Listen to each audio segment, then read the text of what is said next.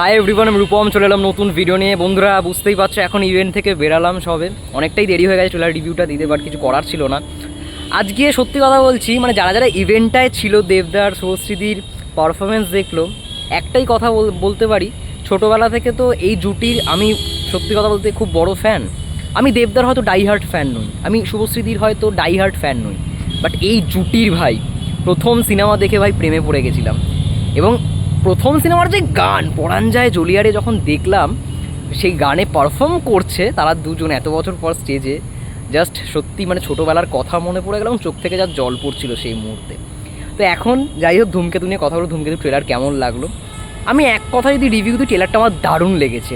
ট্রেলারটার একটু সাউন্ডটা খুব জোরে ছিল, মানে যখন আমরা ট্রেলারটা দেখছিলাম দুবার করে দেখানো হয়েছে, দারুণ দারুণ। এখানে মানে যখন এক একটা দৃশ্য দেখানো হচ্ছে, বিশেষ করে বৃদ্ধ দেবদা, সেই 70 বছর বয়সী দেবদার যখন লুকটা দেখানো হচ্ছে, ফ্যাবুলাস ফ্যান্টাস্টিক লাগছে। মানে এই মেকআপটা ভাই প্রস্থেটিক, মানে কিভাবে করলো মেকআপ আর্টিস্ট। প্রতিদিন প্রায় ভোরবেলা থেকে নাকি শ্যুট, মানে এই মেকআপটার প্রস্তুতি করা হতো, ঠিক আছে, সকাল পর্যন্ত মেকআপ চলতো। যাই হোক, ব্রিলিয়ান্ট মেকআপ যেই প্রস্থেটিকের কাজটা করেছে সেই সময় দাঁড়িয়ে, তার জন্য অবভিয়াসলি পুরো টিমকে হ্যাটস অফ এরকম একটা প্রস্থেটিক দেওয়ার জন্য। আর ট্রেলারটার সবথেকে বড় চমক আমার কোথাও গিয়ে মনে হয়েছে যে দেব শুভশ্রী, মানে যে জিনিসটা লুকিয়ে রাখা হয়েছে, গল্প তো রিভিল আউট করেইনি, বুঝতে পারছি না গল্পটা অ্যাকচুয়ালি কী হবে। এবং ট্রেলারে কিছু কিছু জায়গায় যেমন শুভশ্রী বলছে কিসমি, মানে ওই জায়গাটাও ভাই মানে জাস্ট কী বলবো, নস্টালজিক একটা মোমেন্ট কোথাও গিয়ে ফিরে পেলাম। এবং লাস্টে যখন বলছে আর কখনো হবে না দেখা, আবার মানে রুদ্রনীল ঘোষ যখন দেখছে যে তুমি কে কে তুমি দিয়ে যখন মুখটা দেখলো, তখন বলছে এই ভোলা ভোলা নাকি যাই হোক নামটা, তুই তো সেই প্রথম থেকে নামটা করা হচ্ছে দেবদার এই ক্যারেক্টারটার নামটা।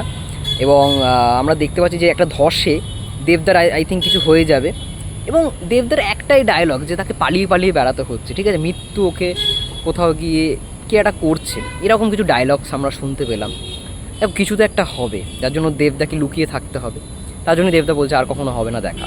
এবং দেবদা বলছে আমি বেঁচে থাকার অবস্থায় কারোর স্বপ্ন পূরণ করতে পারিনি, মরে গিয়ে সেটা করতে পারছি।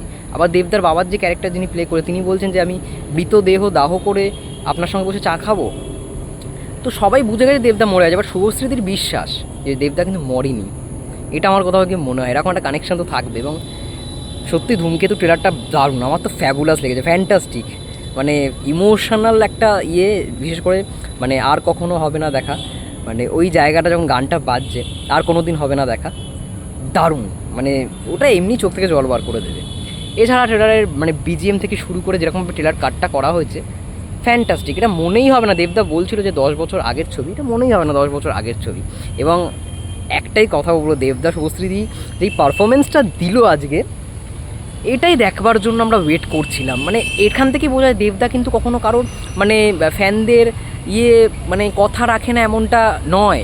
আবারও প্রমাণ করে দিল দেবদা সব সময় ফ্যানদের কথা রাখে। দেখো প্রথম দিন থেকে আমরা বলেই যাচ্ছি, প্রথম দিন থেকে যে দেবদা শুভশ্রীদিকে চাই, সে দেবদা শুভশ্রীদিকে চাই, কথা কিন্তু রেখেছে। যাই হোক, এটাই ভালো লাগলো।